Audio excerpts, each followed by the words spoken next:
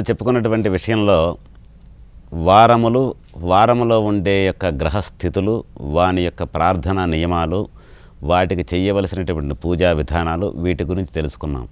తత్సమానంగా గ్రహ సంబంధమైనటువంటి విషయమే కాకుండా ఈ గ్రహాలు అనేవి వారానికి తగ్గట్టుగా వారాధిపతులై ఉంటూ ఈ వారంలో దైవాధిపత్యమైనటువంటి దైవ ప్రార్థనలు కూడా ఏ ప్రకారం చేయాలో తెలియజేస్తూ ఉంటుంది ధర్మశాస్త్రం అనేది. ఎట్లాగంటే ఇందాక సూర్యనారాయణమూర్తికి ఆదివారం నాడు ఈ విధంగా చేస్తారు అని చెప్పి అనుకున్నాం. అది గ్రహస్వరూపమైనటువంటి సౌర కుటుంబంలో ఉండే గ్రహాలకి మన పూర్వులు చెప్పినట్టుగా ఈ ప్రకారంగా వేదపూర్వకంగా కానీ పురాణోక్తంగా కానీ శ్లోక రూపంలో కానీ వాళ్ళ యొక్క ధ్యానాలు చేయటమే. అదేవిధంగా స్వామివారంటే భగవత్ స్వరూపమైనటువంటి గ్రహాలే కాకుండా సాక్షాత్తు భగవంతునికి ఏ ప్రకారం పూజ చేయాలి.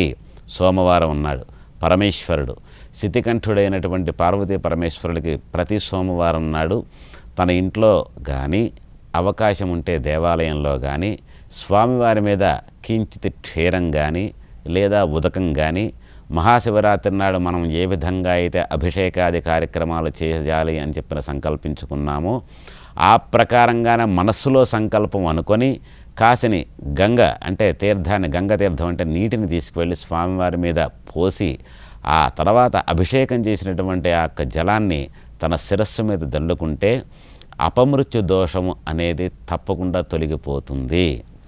ఇక అపమృత్యు దోషము అనేసరికి ఏ విధంగా ఉంటుందయ్యా అంటే పరమేశ్వరుని యొక్క లీలా అనుగ్రహం ఏ ప్రకారం మనిషి మీద ఉంటుందయ్యా అంటే ఒక జ్యోతిష్ శాస్త్రంలో కానీ జీవితంలో కానీ మనిషి ఒక 100 సంవత్సరాలు బ్రతకాలని అని చెప్పిన ఆయుష్ ప్రమాణం జ్యోతిష్యకారులు కానీ జాతకంలో కానీ విధానంగా వాడికి ఆయుర్దాయం ఉంది అని అనుకుందాం అనుకోండి.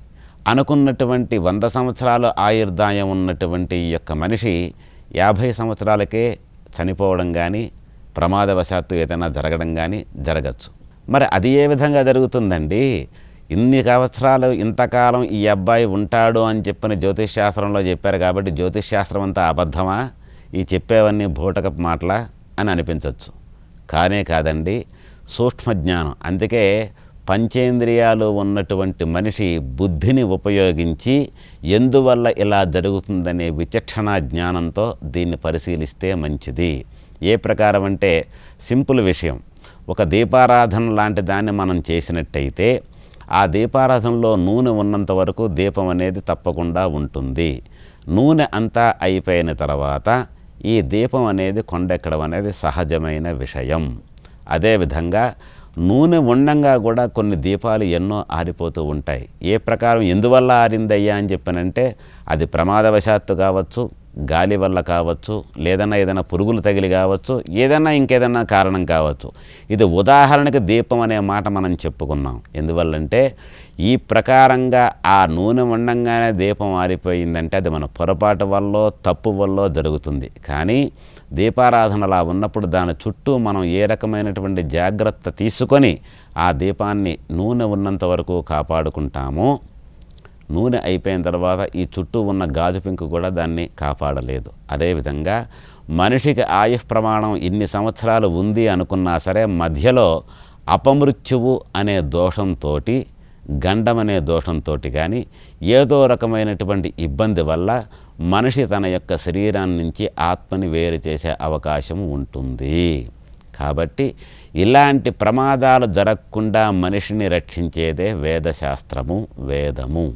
మంచి సద్బుద్ధి కలిగి మనకు శరీరానికి కానీ మన చుట్టుపక్కల వారికి కానీ మన యొక్క ఆరోగ్యానికి కానీ ఈ మనం చేసేటువంటి వేదం అనే శబ్ద తరంగాల వల్ల మీ అందరికీ శుభం చేకూరుతుంది అనటంలో ఏమాత్రం సందేహం లేదు.